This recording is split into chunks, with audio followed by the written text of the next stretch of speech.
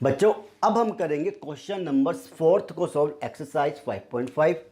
Question है कि study the diagram the line L is perpendicular to line M कहाँ, L का है हमारी ये, और एम कौन सी है ये। तो ये जो लाइन है एल ये परपेंडिकुलर है इस लाइन पे, ठीक है।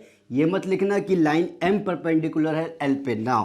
यहाँ पे क्या गिवन है हमें कि line L is perpendicular to line M. Okay, इसको ऐसे लिखेंगे। Then is C E equal to E G. अब हमसे ये पूछते हैं क्या सी ई इक्वल टू ई जी है।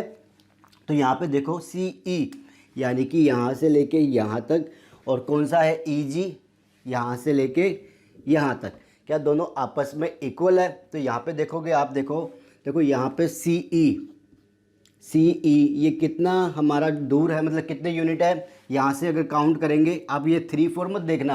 अब यहाँ पे आपको क्या देखना है कि स्टार्ट कहाँ से करना है आपको, 1 से। तो यहाँ पे 1 से ऐसे स्टार्ट करो कि यहाँ से आप सी से डी जाओगे तो कितना मूव किया 1, देन डी से ई गए तो 2, टोटल में कितना हो गया ये 2 यूनिट हो गया। अब सेंटीमीटर में और मीटर में वो बात की बात है। देन आप देखोगे कि आपके पास ई से जी जाना है हमें, ठीक है, यहाँ से यहाँ। तो ई से एफ गए पहले 1 स्टेप, देन एफ से जी गए 2 स्टेप, यानी कि ये कितना हो गया 2 हो गया। तो यहाँ पे आप देखो सी ई इक्वल टू ई जी आ रहा है, दोनों की वैल्यू 2 आ रही है। तो क्या कहेंगे हम, yes C E equal to E G. Okay, ऐसे देखना है हमें। Then does P E bisect C G, क्या पी ई बाइसेक्ट करता है सी जी को। अब सी जी क्या है हमारे पास, ये और ये। तो इसने क्या कहा कि पी ई, ये जो हमारे पास अब पॉइंट है पी ई, लाइन सेगमेंट बना रहे हैं हम, पी ई क्या इसको बाइसेक्ट करता है। जी हाँ, बिल्कुल करता है। क्यों, क्योंकि हमने क्या देखा कि ई से सी का डिस्टेंस 2 आया और ई से जी का डिस्टेंस 2 आया। और बाइसेक्ट का मतलब क्या होता है कि वो उसको 2 पीस में बिल्कुल बराबर बराबर यूनिट में बांट देना। तो यहाँ पे भी इस तरफ 2 का डिस्टेंस है, इस तरफ भी 2 का डिस्टेंस है इस लाइन सेगमेंट सी जी का, और इसको किसने बाइसेक्ट किया है, लाइन पी ई ने। ओके, तो हम क्या कहेंगे, yes does P E bisect C G, yes. Okay,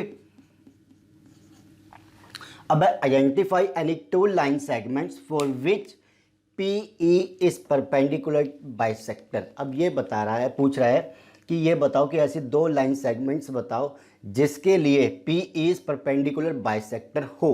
अब पी ई है क्या हमारा, यहाँ से यहाँ पे। तो अगर ये कहाँ पे जा रहा है, किसको, मतलब किस लाइन के ऊपर इंटरसेक्ट कर रहा है, ध्यान से सुनना, किस लाइन के ऊपर इंटरसेक्ट कर रहा है, एल के ऊपर। अब हमें क्या बताना है इसको कि ये क्या कहीं पे परपेंडिकुलर बाइसेक्टर भी है क्या। तो देखोगे आप, अगर हमने सी एंड जी के लिए तो देख लिया, परपेंडिकुलर भी है और बाइसेक्टर भी है। ओके, देन हमें और भी देखते हैं कि कौन सी है। अगर मैं ये कहूँ कि मेरे पास लाइन सेगमेंट है D and F, okay, D F मेरे पास एक लाइन सेगमेंट है यहाँ पे। तो डी एफ के लिए देखो कि डी से ई का डिस्टेंस कितना है 1, डी से ई का डिस्टेंस है 1, एंड ई से एफ का कितना डिस्टेंस है 1। इसको 6 मत देखो। अब ई से एफ जाने के लिए आपको कितने स्टेप्स लेने पड़ेंगे वो देखो। तो ई से एफ जाने के लिए आपको एक स्टेप लेना है। तो यहाँ से ई से एफ का डिस्टेंस कितना हो गया 1। अब हमें ये तो पता था कि ये लाइन जो है परपेंडिकुलर है, क्योंकि हमें गिवन थी, ये लाइन गिवन थी। आपका वो पता कहाँ से चला, तो ये तो गिवन थी ना हमें कि ये लाइन जो एम है परपेंडिकुलर है एल के, ठीक है। Sorry, line L is perpendicular है एम के, तो ये क्या बनाएगी, एंगल 90 डिग्री बनेगा था हमारे पास। तो 90 डिग्री तो मिल गया। अब बाइसेक्टर कैसे प्रूव करना है कि अगर इनका डिस्टेंस सेम आएगा, तो यहाँ पे लाइन सेगमेंट डी एफ मैंने ले ली, एफ, अब इनके बीच में जो पॉइंट्स है उसको कैलकुलेट करेंगे। अगर उनकी वैल्यू सेम आती है तो क्या होंगे, परपेंडिकुलर बाइसेक्टर। तो हमारे पास एक line segment I D F. ऐसे आप ले लो बी एफ, बी एंड यहाँ से ले लो 1 2 3, 1 2 एच, यहाँ से आप ले लो एच। ओके, यहाँ पे आप एच ही लोगे। तो आप देखो कि यहाँ से बी से ई का डिस्टेंस कितना है, बी से ई का डिस्टेंस कितने स्टेप लेने पड़ेंगे 1 2 3। तो बी के लिए आपको कितने जाना पड़ेगा सॉरी, बी के लिए 3 स्टेप्स। ओके, देन आपको ई से एच आएगा ना, देन ई से एच के लिए कितना जाना पड़ेगा, 1 2 3। तो यहाँ पे क्या देखा, दोनों की वैल्यू सेम आ रही है, तो यानी ये कहाँ पे बाइसेक्ट कर रहा है, किस पॉइंट पे, ई पे। ये क्या हो गया, परपेंडिकुलर बाइसेक्टर हो गया। ओके, ये दो थे हमारे पास। अब क्वेश्चन नंबर पार्ट डी करते हैं।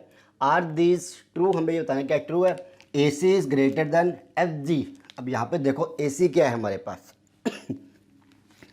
ए सी हमारे पास अगर वैल्यू निकालोगे, ये है 1, ये है 2, 2 स्टेप है ना हमारे पास, 1 और 2। और हमारे पास एफ जी कितना है, एफ जी देखो, एफ से जी 1 स्टेप है। तो यहाँ पे क्या देखा आपने कि ए सी बड़ा है हमारे पास, yes A C is greater than F G. इसकी वैल्यू 2 है, इसकी वैल्यू 1 है, तो 2 हमेशा 1 से बड़ा होता है। ओके, तो यस कहेंगे, yes true. Then C D equal to G H. C D देखो, सी डी का है, सी डी ठीक है जी, सी डी की वैल्यू कितनी है हमारे पास, 1। और जी एच जी से एच का डिस्टेंस कितना है हमारे पास, ये भी 1 है, तो हम क्या कहेंगे, यस दोनों इक्वल है। ओके, देन है हमारे पास B C less than E H.